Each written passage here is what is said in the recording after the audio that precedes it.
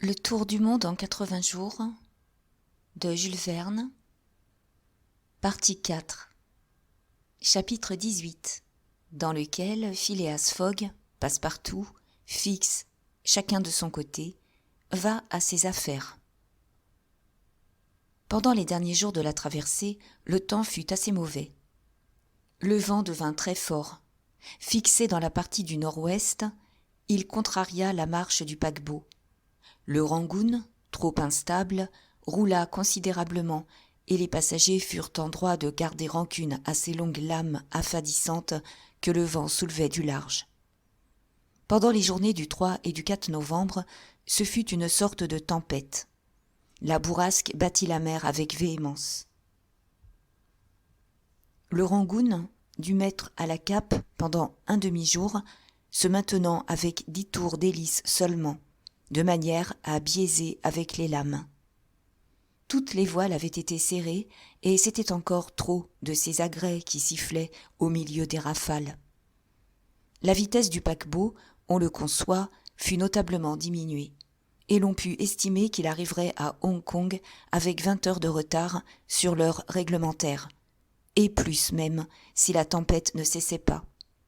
Phileas Fogg assistait à ce spectacle d'une mer furieuse qui semblait lutter directement contre lui avec son habituelle impassibilité. Son front ne s'assombrit pas un instant et, cependant, un retard de 20 heures pouvait compromettre son voyage en lui faisant manquer le départ du paquebot de Yokohama. Mais cet homme sans nerfs ne ressentait ni impatience ni ennui. Il semblait vraiment que cette tempête rentrât dans son programme, qu'elle fût prévue. Mrs. Aouda, qui s'entretint avec son compagnon de ce contretemps, le trouva aussi calme que par le passé. Fix, lui, ne voyait pas ces choses du même œil. Bien au contraire, cette tempête lui plaisait. Sa satisfaction aurait même été sans bornes si le Rangoon eût été obligé de fuir devant la tourmente. Tous ces retards lui allaient, car ils obligeraient le sieur Fogg à rester quelques jours à Hong Kong. Enfin, le ciel, avec ses rafales et ses bourrasques, entrait dans son jeu. Il était bien un peu malade, mais qu'importe. Il ne comptait pas ses nausées, et, quand son corps se tordait sous le mal de mer, son esprit s'ébaudissait d'une immense satisfaction. Quant à Passepartout, on devine dans quelle colère peu dissimulée il passa ce temps d'épreuve. Jusqu'alors, tout avait si bien marché. La terre et l'eau semblaient être à la dévotion de son maître. Steamers et railways lui obéissaient. Le vent et la vapeur s'unissaient pour favoriser son voyage. L'heure des mécomptes avait-elle donc enfin sonné ? Passepartout, comme si les 20 000 livres du pari eussent dû sortir de sa bourse, ne vivait plus.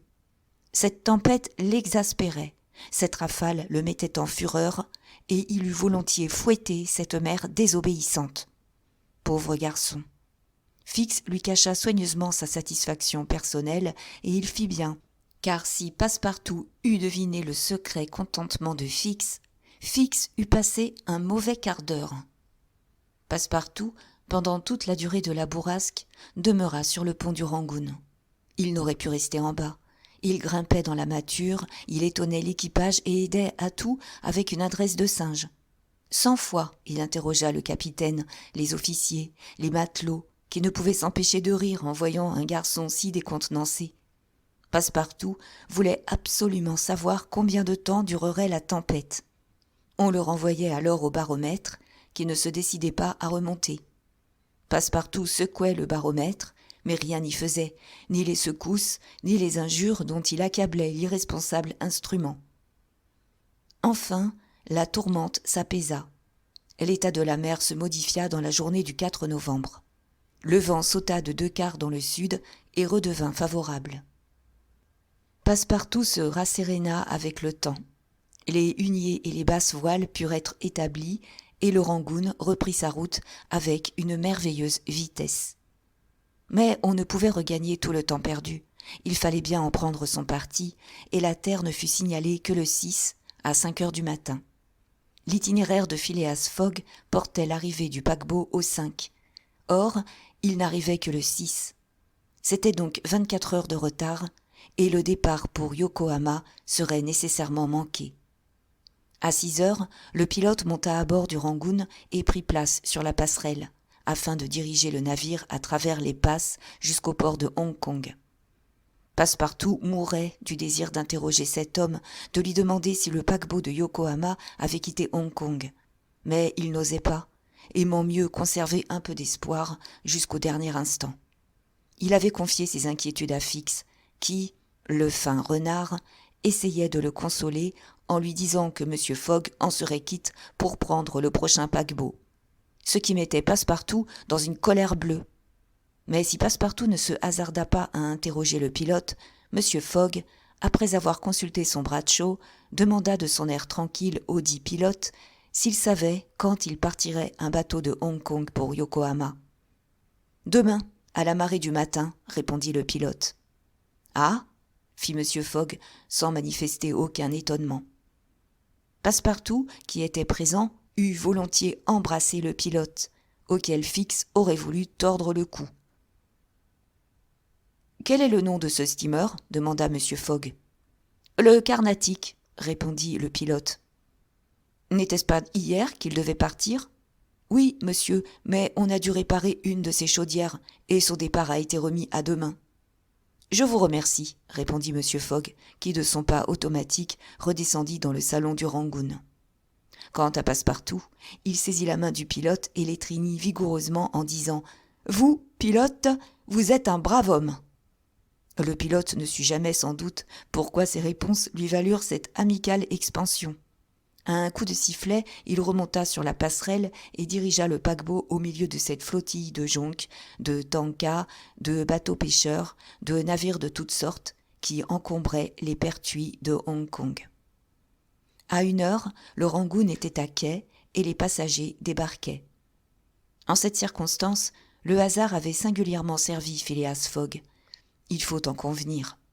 Sans cette nécessité de réparer ses chaudières, le Carnatic fut parti à la date du 5 novembre, et les voyageurs pour le Japon auraient dû attendre pendant 8 jours le départ du paquebot suivant. M. Fogg, il est vrai, était en retard de 24 heures, mais ce retard ne pouvait avoir de conséquences fâcheuses pour le reste du voyage. En effet, le steamer qui fait de Yokohama à San Francisco la traversée du Pacifique était en correspondance directe avec le paquebot de Hong Kong, et il ne pouvait partir avant que celui-ci fût arrivé. Évidemment, il y aurait 24 heures de retard à Yokohama, mais pendant les 22 jours que dure la traversée du Pacifique, il serait facile de les regagner. Phileas Fogg se trouvait donc, à 24 heures près, dans les conditions de son programme, 35 jours après avoir quitté Londres. Le Carnatic ne devant partir que le lendemain matin à 5 heures, M. Fogg avait devant lui 16 heures pour s'occuper de ses affaires, c'est-à-dire de celles qui concernaient Mrs. Aouda. Au débarquer du bateau, il offrit son bras à la jeune femme et la conduisit vers un palanquin. Il demanda au porteur de lui indiquer un hôtel, et ceux-ci lui désignèrent l'hôtel du club. Le palanquin se mit en route, suivi de Passepartout, et 20 minutes après, il arrivait à destination. Un appartement fut retenu pour la jeune femme, et Phileas Fogg veilla à ce qu'elle ne manquât de rien. Puis il dit à Mrs. Aouda qu'il allait immédiatement se mettre à la recherche de ce parent aux soins duquel il devait la laisser à Hong Kong. En même temps, il donnait à Passepartout l'ordre de demeurer à l'hôtel jusqu'à son retour, afin que la jeune femme n'y restât pas seule. Le gentleman se fit conduire à la bourse. Là, on connaîtrait immanquablement un personnage tel que l'honorable J.J., qui comptait parmi les plus riches commerçants de la ville. Le courtier auquel s'adressa M. Fogg connaissait en effet le négociant Parsi. Mais, depuis 2 ans, celui-ci n'habitait plus la Chine. Sa fortune faite, il s'était établi en Europe, en Hollande, croyait-on, ce qui s'expliquait par suite de nombreuses relations qu'il avait eues avec ce pays pendant son existence commerciale. Phileas Fogg revint à l'hôtel du club. Aussitôt, il fit demander à Mrs. Aouda la permission de se présenter devant elle, et, sans autre préambule, il lui apprit que l'honorable J.J. ne résidait plus à Hong Kong et qu'il habitait vraisemblablement la Hollande. À cela, Mrs. Aouda ne répondit rien d'abord. Elle passa sa main sur son front et resta quelques instants à réfléchir. Puis, de sa douce voix, « Que dois-je faire, monsieur Fogg ?» dit-elle. « C'est très simple, répondit le gentleman. Revenir en Europe. Mais je ne puis abuser. Vous n'abusez pas, et votre présence ne gêne en rien mon programme. Passepartout ? Monsieur, répondit Passepartout, allez au Carnatic et retenez 3 cabines. Passepartout, enchanté de continuer son voyage dans la compagnie de la jeune femme, qui était fort gracieuse pour lui, quitta aussitôt l'hôtel du club. Chapitre 19 où Passepartout prend un trop vif intérêt à son maître et ce qui s'ensuit.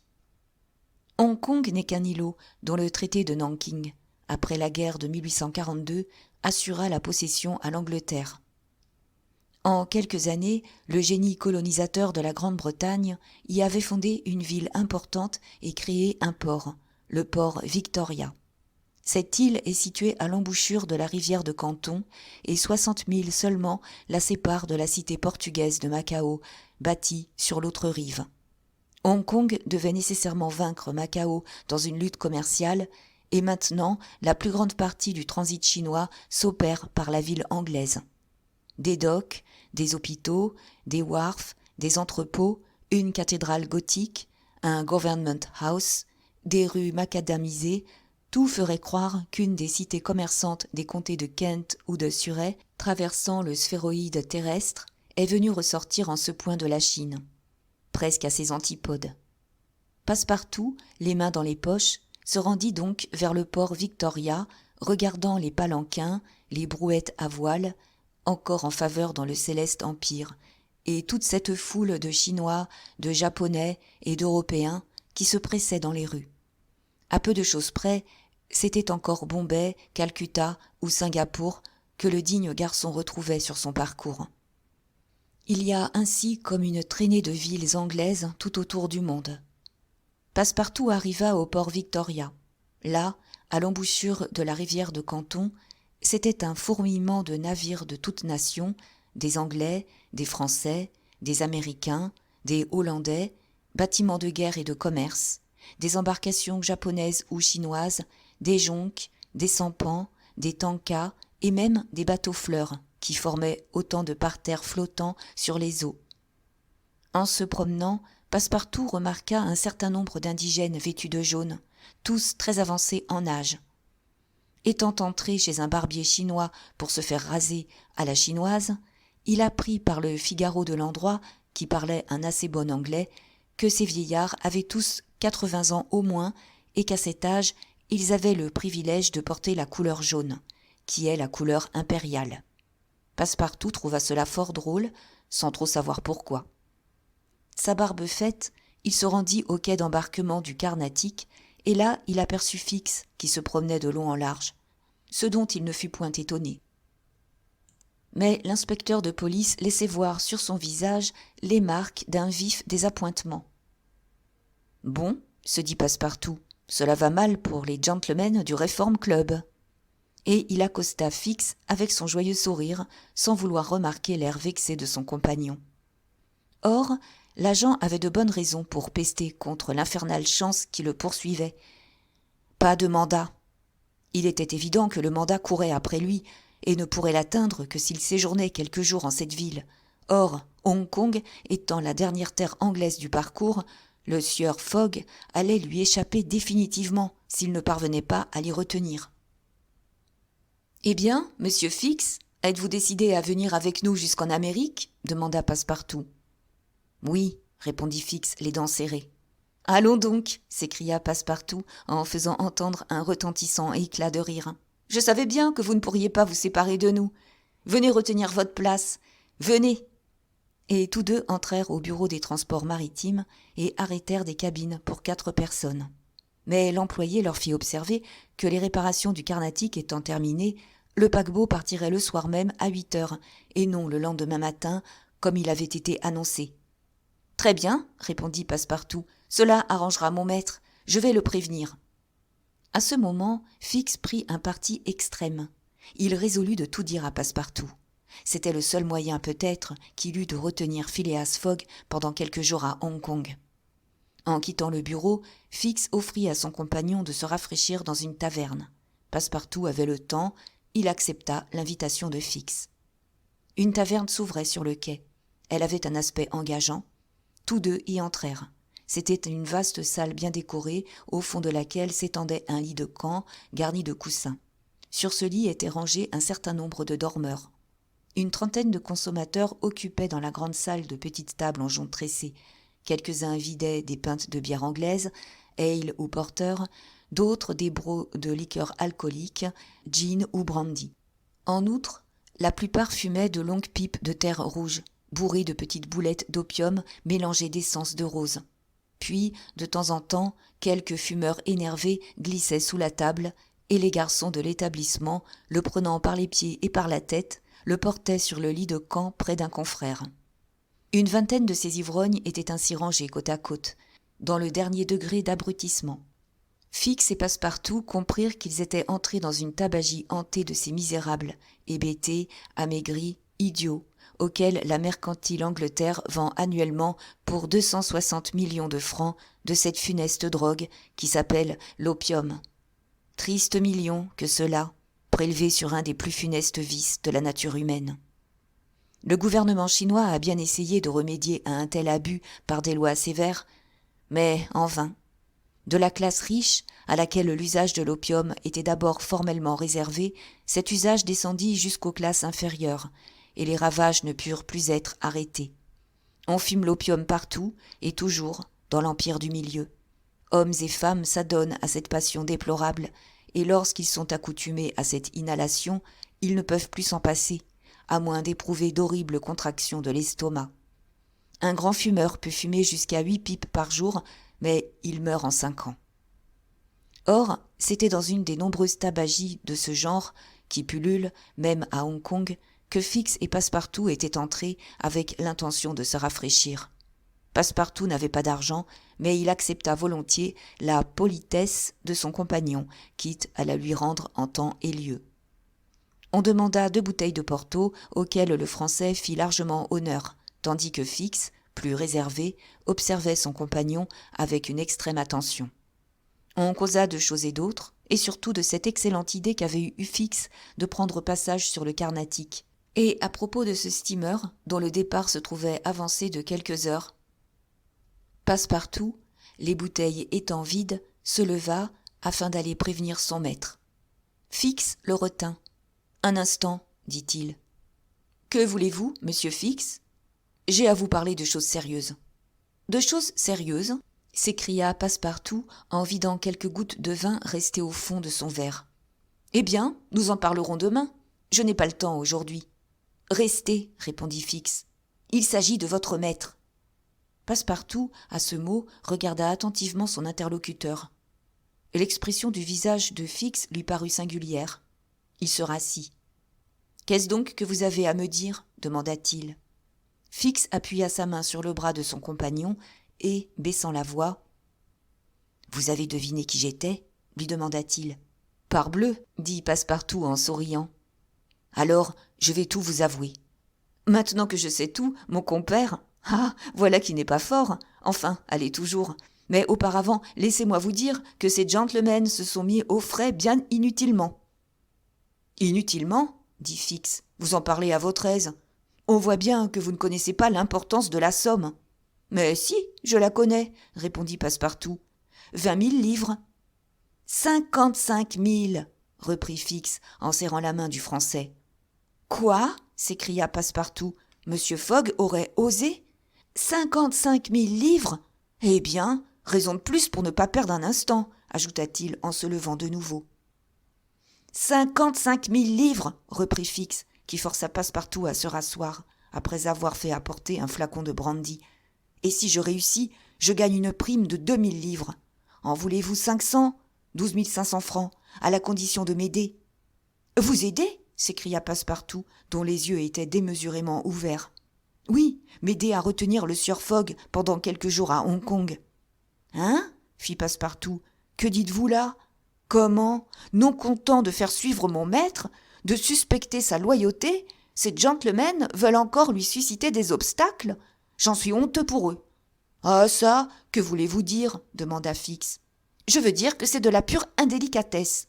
Autant dépouiller Monsieur Fogg et lui prendre l'argent dans la poche. Eh, C'est bien à cela que nous comptons arriver.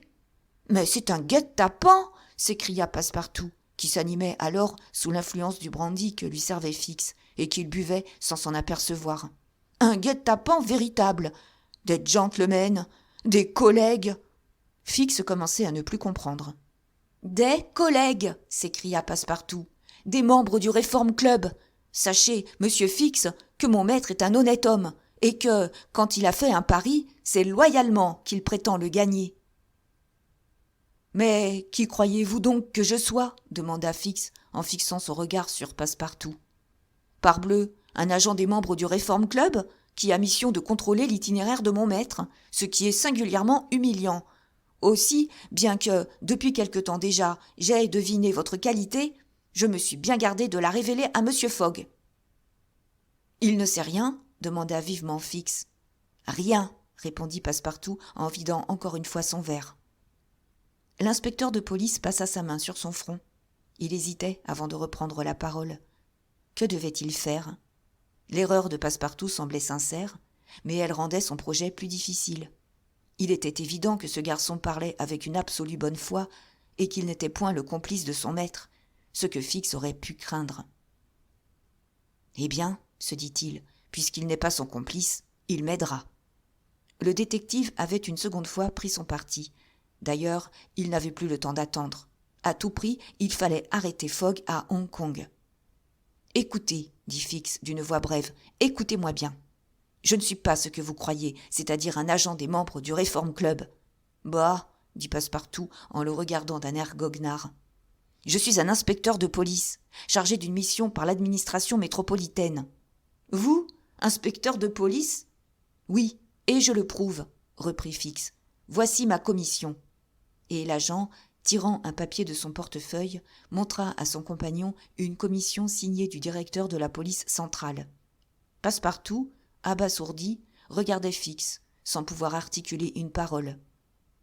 « Le pari du sieur Fogg, reprit Fix, n'est qu'un prétexte dont vous êtes dupes, vous et ses collègues du Reform Club, car il avait intérêt à s'assurer votre inconsciente complicité. »« Mais pourquoi ?» s'écria Passepartout.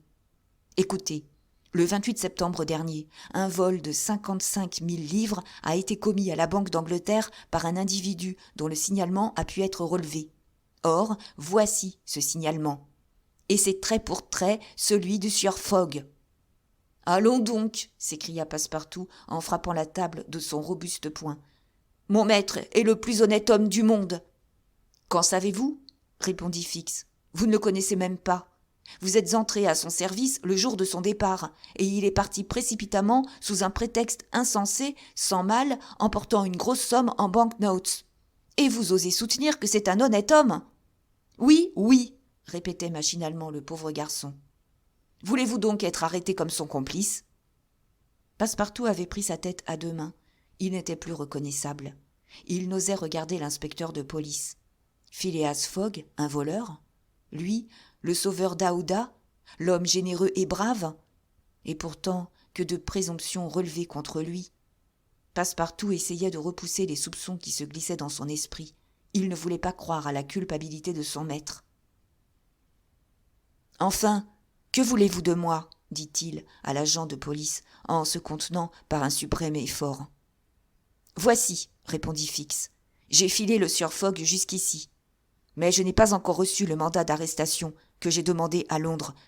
Il faut donc que vous m'aidiez à retenir à Hong Kong, moi, et je partage avec vous la prime de 2000 livres promise par la Banque d'Angleterre. »« Jamais !» répondit Passepartout, qui voulut se lever et retomba, sentant sa raison et ses forces lui échapper à la fois.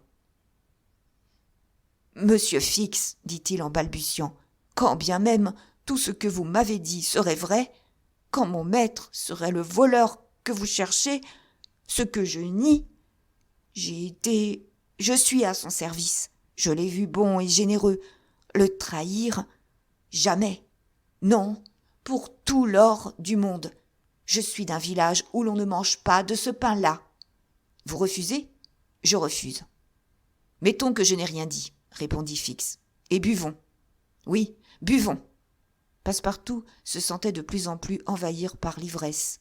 Fix, comprenant qu'il fallait à tout prix le séparer de son maître, voulut l'achever. Sur la table se trouvaient quelques pipes chargées d'opium. Fix en glissa une dans la main de Passepartout, qui la prit, la porta à ses lèvres, l'alluma, respira quelques bouffées et retomba, la tête alourdie sous l'influence du narcotique. « Enfin, dit Fix en voyant Passepartout anéanti, le sieur Fogg ne sera pas prévenu à temps du départ du Carnatic, et s'il part, du moins, partira-t-il sans ce maudit français. Puis il sortit, après avoir payé la dépense. Chapitre 20, dans lequel Fix entre directement en relation avec Phileas Fogg. Pendant cette scène qui allait peut-être compromettre si gravement son avenir, M. Fogg, accompagnant Mrs. Aouda, se promenait dans les rues de la ville anglaise. Depuis que Mrs. Aouda avait accepté son offre de la conduire jusqu'en Europe, il avait dû songer à tous les détails que comporte un aussi long voyage. Qu'un Anglais comme lui fit le tour du monde un sac à la main passe encore, mais une femme ne pouvait entreprendre une pareille traversée dans ces conditions. De là, nécessité d'acheter les vêtements et objets nécessaires au voyage. M. Fogg s'acquitta de sa tâche avec le calme qui le caractérisait, et, à toutes les excuses ou objections de la jeune veuve, confuse de tant de complaisance, « C'est dans l'intérêt de mon voyage, c'est dans mon programme », répondait-il invariablement. Les acquisitions faites, M. Fogg et la jeune femme rentrèrent à l'hôtel et dînèrent à la table d'hôte, qui était somptueusement servie. Puis Mrs. Aouda, un peu fatiguée, remonta dans son appartement, après avoir, à l'anglaise, serré la main de son imperturbable sauveur. L'honorable gentleman, lui, s'absorba pendant toute la soirée dans la lecture du Times et de l'Illustrated London News. S'il avait été homme à s'étonner de quelque chose, c'eût été de ne point voir apparaître son domestique à l'heure du coucher. Mais sachant que le paquebot de Yokohama ne devait pas quitter Hong Kong avant le lendemain matin, il ne s'en préoccupa pas autrement. Le lendemain, Passepartout ne vint point au coup de sonnette de M. Fogg. Ce que pensa l'honorable gentleman en apprenant que son domestique n'était pas rentré à l'hôtel, nul n'aurait pu le dire. M. Fogg se contenta de prendre son sac, fit prévenir Mrs. Aouda et envoya chercher un palanquin. Il était alors 8 heures, et la pleine mer, dont le Carnatic devait profiter pour sortir des passes, était indiquée pour 9h30. Lorsque le palanquin fut arrivé à la porte de l'hôtel, M. Fogg et Mrs. Aouda montèrent dans ce confortable véhicule et les bagages suivirent derrière sur une brouette. Une demi-heure plus tard, les voyageurs descendaient sur le quai d'embarquement, et là, M. Fogg apprenait que le Carnatic était parti depuis la veille. M. Fogg, qui comptait trouver à la fois et le paquebot et son domestique, en était réduit à se passer de l'un et de l'autre. Mais aucune marque de désappointement ne parut sur son visage, et comme Mrs. Aouda le regardait avec inquiétude, il se contenta de répondre « C'est un incident, madame, rien de plus. » En ce moment, un personnage qui l'observait avec attention s'approcha de lui. C'était l'inspecteur Fix, qui le salua et lui dit « N'êtes-vous pas, comme moi, monsieur, un des passagers du Rangoon, arrivé hier ?»« Oui, monsieur, répondit froidement M. Fogg.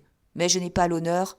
Pardonnez-moi, mais je croyais trouver ici votre domestique. »« Savez-vous où il est, monsieur ?» demanda vivement la jeune femme. « Quoi ?» répondit Fix, feignant la surprise. « N'est-il pas avec vous ?»« Non, » répondit Mrs. Aouda. « Depuis hier, il n'a pas reparu.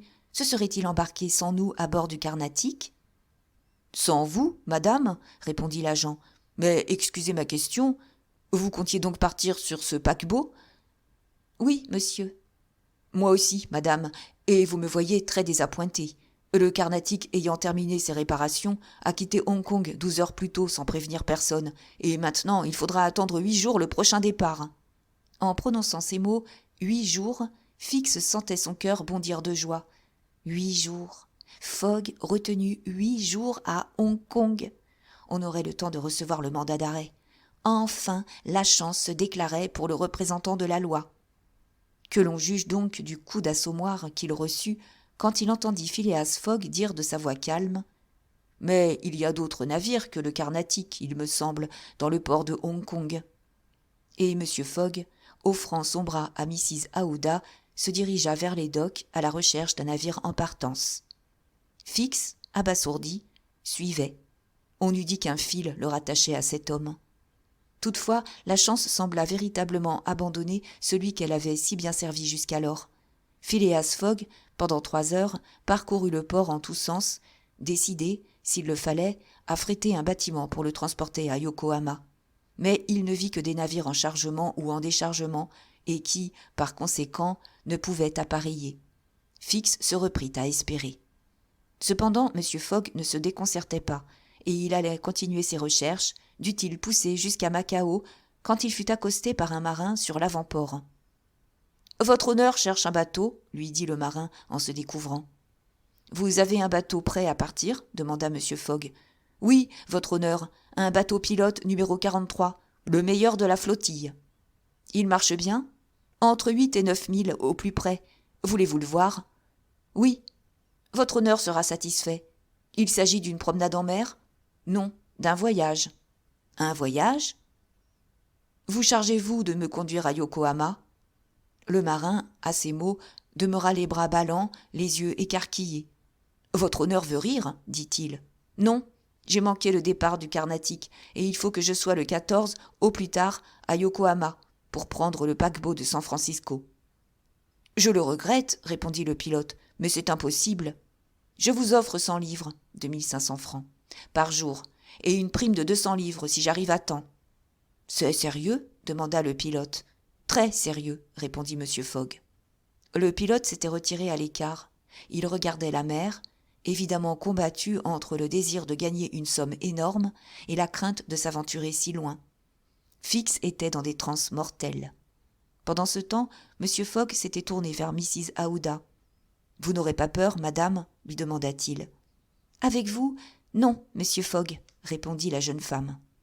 Le pilote s'était de nouveau avancé vers le gentleman et tournait son chapeau entre ses mains.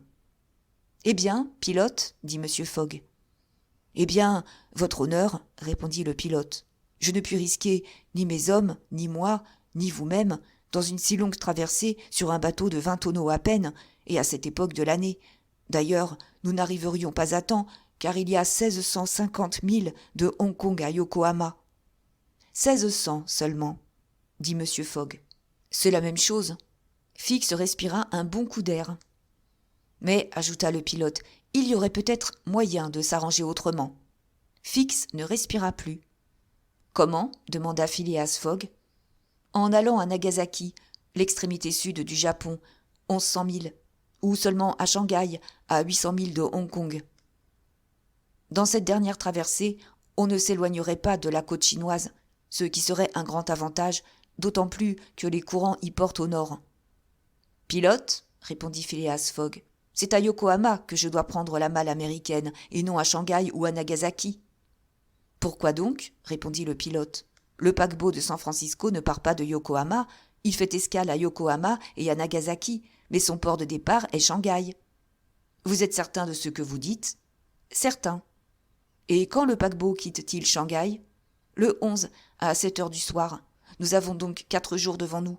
4 jours, c'est 96 heures, et avec une moyenne de 8 milles à l'heure, si nous sommes bien servis, si le vent tient au sud-est, si la mer est calme, nous pouvons enlever les 800 milles qui nous séparent de Shanghai. Et vous pourriez partir ? Dans 1 heure, le temps d'acheter des vivres et d'appareiller. Affaire convenue. Vous êtes le patron du bateau ? Oui, John Bunsby, patron de la Tankadère. Voulez-vous des arrhes ? Si cela ne désoblige pas votre honneur. Voici 200 livres à compte. Monsieur, ajouta Phileas Fogg en se retournant vers Fix, si vous voulez profiter... Monsieur, répondit résolument Fix, j'allais vous demander cette faveur. Bien. Dans 1 demi-heure, nous serons à bord. Mais ce pauvre garçon, dit Mrs. Aouda, que la disparition de Passepartout préoccupait extrêmement. Je vais faire pour lui tout ce que je puis faire, répondit Phileas Fogg. Et, tandis que Fix, nerveux, fiévreux, rageant, se rendait au bateau pilote, tous deux se dirigèrent vers les bureaux de la police de Hong Kong. Là, Phileas Fogg donna le signalement de Passepartout et laissa une somme suffisante pour le rapatrier. Même formalité fut remplie chez l'agent consulaire français et le palanquin, après avoir touché à l'hôtel, où les bagages furent pris, ramena les voyageurs à l'avant-port. 3 heures sonnaient. Le bateau pilote numéro 43, son équipage à bord, ses vivres embarqués, étaient prêts à appareiller. C'était une charmante petite goélette de 20 tonneaux que la Tankadère, bien pincée de l'avant, très dégagée dans ses façons, très allongée dans ses lignes d'eau. On eût dit un yacht de course. Ses cuivres brillants, ses ferrures galvanisées, son pont blanc comme de l'ivoire, indiquaient que le patron, John Bunsby, s'entendait à la tenir en bon état. Ses 2 mâts s'inclinaient un peu sur l'arrière. Elle portait brigantine, misaine, trinquette, foc, flèche et pouvait gréer une fortune pour le vent arrière. Elle devait merveilleusement marcher et, de fait, elle avait déjà gagné plusieurs prix dans les matchs de bateau-pilote. L'équipage de la Tankadère se composait du patron John Bunsby et de 4 hommes. C'étaient de ces hardis marins qui, par tous les temps, s'aventurent à la recherche des navires et connaissent admirablement ces mers. John Bunsby, un homme de 45 ans environ, vigoureux, noir de hâle, le regard vif, la figure énergique, bien d'aplomb, bien à son affaire, eût inspiré confiance aux plus craintifs. Phileas Fogg et Mrs. Aouda passèrent à bord. Fix s'y trouvait déjà. Par le capot d'arrière de la goélette, on descendait dans une chambre carrée dont les parois s'évidaient en forme de cadre au-dessus d'un divan circulaire. Au milieu, une table éclairée par une lampe de roulis. C'était petit, mais propre. « Je regrette de n'avoir pas mieux à vous offrir, » dit M. Fogg à Fix, qui s'inclina sans répondre. L'inspecteur de police éprouvait comme une sorte d'humiliation à profiter ainsi des obligeances du sieur Fogg. « À coup sûr, pensait-il, c'est un coquin fort poli, mais c'est un coquin. » À 3h10, les voiles furent hissées. Le pavillon d'Angleterre battait à la corne de la goélette. Les passagers étaient assis sur le pont. M. Fogg et Mrs. Aouda jetèrent un dernier regard sur le quai afin de voir si Passepartout n'apparaîtrait pas. Fix n'était pas sans appréhension, car le hasard aurait pu conduire en cet endroit même le malheureux garçon qu'il avait si indignement traité, et alors une explication eût éclaté, dont le détective ne se fût pas tiré à son avantage. Mais le Français ne se montra pas, et, sans doute, l'abrutissant narcotique le tenait encore sous son influence. Enfin, le patron John Bunsby passa au large, et la Tankadère, prenant le vent sous sa brigantine, sa misaine et ses focs, s'élança en bondissant sur les flots. Chapitre 21. Où le patron de la Tankardère risque fort de perdre une prime de 200 livres. C'était une aventureuse expédition que cette navigation de 800 milles sur une embarcation de 20 tonneaux, et surtout à cette époque de l'année. Elles sont généralement mauvaises, ces mers de la Chine, exposées à des coups de vent terribles, principalement pendant les équinoxes, et on était encore au premier jour de novembre. C'eût été, bien évidemment, l'avantage du pilote de conduire ses passagers jusqu'à Yokohama, puisqu'il était payé tant par jour. Mais son imprudence aurait été grande de tenter une telle traversée dans ces conditions, et c'était déjà faire acte d'audace, sinon de témérité, que de remonter jusqu'à Shanghai. Mais John Bunsby avait confiance en sa Tankadère, qui s'élevait à la lame comme une mauve, et peut-être n'avait-il pas tort. Pendant les dernières heures de cette journée, la Tankadère navigua dans les passes capricieuses de Hong Kong et sous toutes les allures. Au plus près du vent arrière, elle se comporta admirablement. « Je n'ai pas besoin, pilote, dit Phileas Fogg au moment où la goélette donnait en pleine mer, de vous recommander toute la diligence possible. Que votre honneur s'en rapporte à moi, répondit John Bunsby. En fait de voile, nous portons tout ce que le vent permet de porter. Nos flèches n'y ajouteraient rien et ne serviraient qu'à assommer l'embarcation en nuisant à sa marche. C'est votre métier et non le mien, pilote, et je me fie à vous. » Phileas Fogg, le corps droit, les jambes écartées, d'aplomb comme un marin, regardait sans broncher la mer houleuse. La jeune femme, assise à l'arrière, se sentait émue en contemplant cet océan, assombri déjà par le crépuscule, qu'elle bravait sur une frêle embarcation. Au-dessus de sa tête se déployaient les voiles blanches qui l'emportaient dans l'espace comme de grandes ailes. La goélette, soulevée par le vent, semblait voler dans l'air. La nuit vint. La lune entrait dans son premier quartier et son insuffisante lumière devait s'éteindre bientôt dans les brumes de l'horizon. Des nuages chassaient de l'est et envahissaient déjà une partie du ciel. Le pilote avait disposé ses feux de position, précaution indispensable à prendre dans ces mers très fréquentées aux approches des atterrages. Les rencontres de navires n'y étaient pas rares, et, avec la vitesse dont elle était animée, la goélette se fût brisée au moindre choc. Fix rêvait à l'avant de l'embarcation. Il se tenait à l'écart, sachant Fogg d'un naturel peu causeur. D'ailleurs, il lui répugnait de parler à cet homme, dont il acceptait les services. Il songeait aussi à l'avenir. Cela lui paraissait certain que le sieur Fogg ne s'arrêterait pas à Yokohama, qu'il prendrait immédiatement le paquebot de San Francisco afin d'atteindre l'Amérique, dont la vaste étendue lui assurerait l'impunité avec la sécurité. Le plan de Phileas Fogg lui semblait on ne peut plus simple. Au lieu de s'embarquer en Angleterre pour les États-Unis, comme un coquin vulgaire, ce Fogg avait fait le grand tour et traversé les 3/4 du globe afin de gagner plus sûrement le continent américain, où il mangerait tranquillement le million de la banque, après avoir dépisté la police. Mais une fois sur la terre de l'Union, que ferait Fix? Abandonnerait-il cet homme? Non, 100 fois non.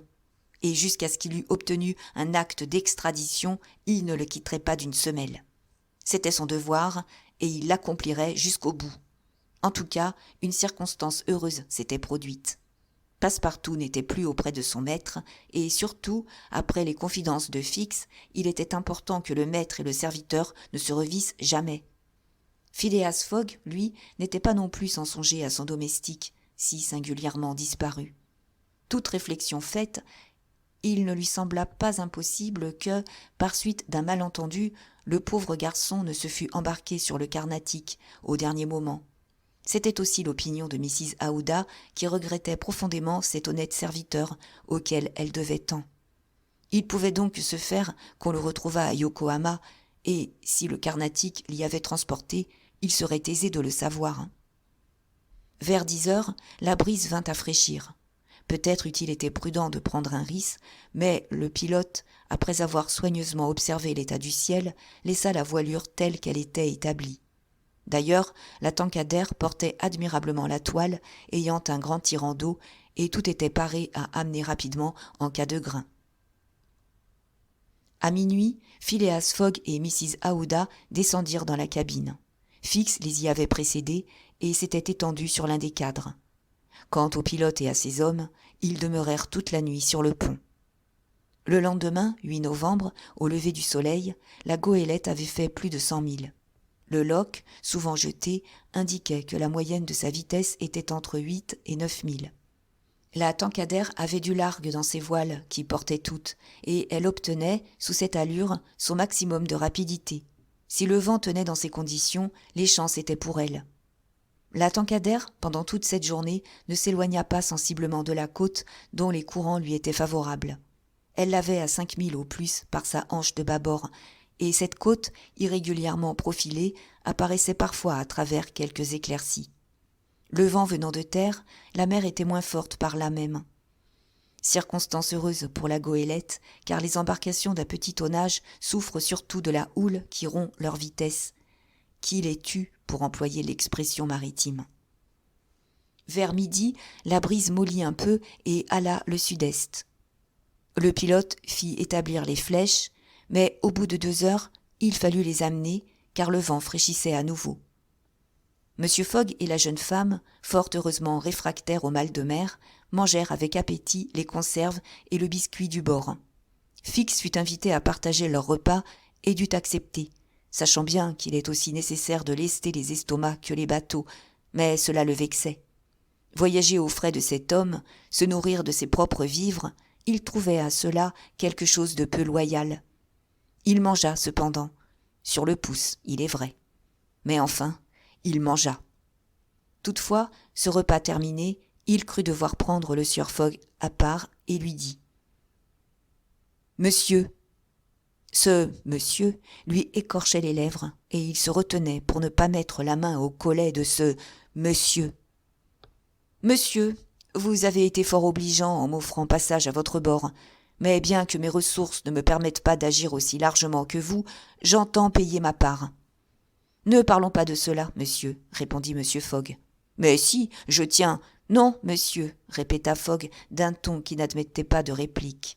« Cela entre dans les frais généraux. » Fix s'inclina, il étouffait, et, allant s'étendre sur l'avant de la goélette, il ne dit plus un mot de la journée.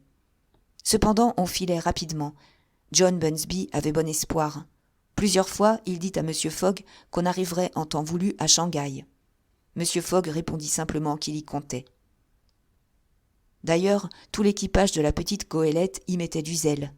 La prime affriolait ces braves gens.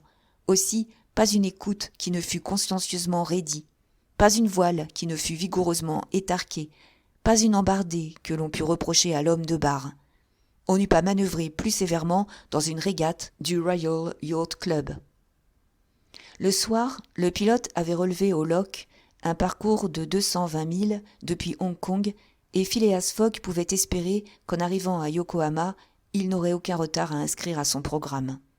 Ainsi donc, le premier contretemps sérieux qu'il eût éprouvé depuis son départ de Londres ne lui causerait probablement aucun préjudice. Pendant la nuit, vers les premières heures du matin, la Tankadère entrait franchement dans le détroit de Fo Kien qui sépare la grande île Formose de la côte chinoise, et elle coupait le tropique du Cancer. La mer était très dure dans ces détroits, pleins de remous formés par les contre-courants. La goélette fatigua beaucoup. Les lames courtes brisaient sa marche. Il devint très difficile de se tenir debout sur le pont. Avec le lever du jour, le vent fraîchit encore. Il y avait dans le ciel l'apparence d'un coup de vent. Du reste, le baromètre annonçait un changement prochain de l'atmosphère. Sa marche diurne était irrégulière et le mercure oscillait capricieusement. On voyait aussi la mer se soulever vers le sud-est en longue houle qui sentait la tempête. La veille, le soleil s'était couché dans une brume rouge au milieu des scintillations phosphorescentes de l'océan. Le pilote examina longtemps ce mauvais aspect du ciel et murmura entre ses dents des choses peu intelligibles. À un certain moment, se trouvant près de son passager, « On peut tout dire à votre honneur » dit-il à voix basse.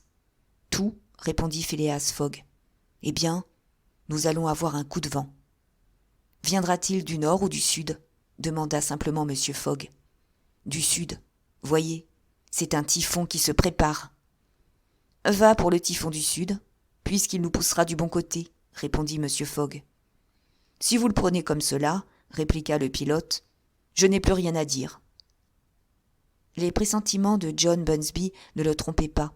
À une époque moins avancée de l'année, le typhon, suivant l'expression d'un célèbre météorologiste, se fût écoulé comme une cascade lumineuse de flammes électriques.